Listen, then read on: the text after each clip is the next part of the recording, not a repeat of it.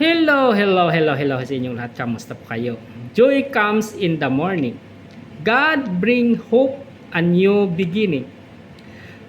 Kung may gabi, may umaga. Ang katapatan ng Diyos ay laging sariwa. Sa bawat bagong araw, victory ang breakthrough ay dumarating sa tamang panahon. Don't give up in the night.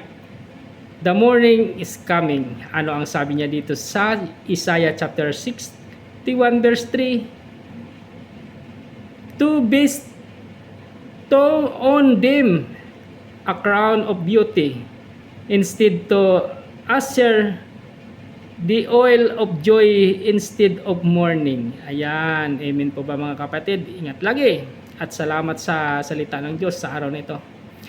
At nanaway pagpalain tayo sa araw-araw na ating ginagawa at ugaliin nating laging manalangin sa ating Diyos.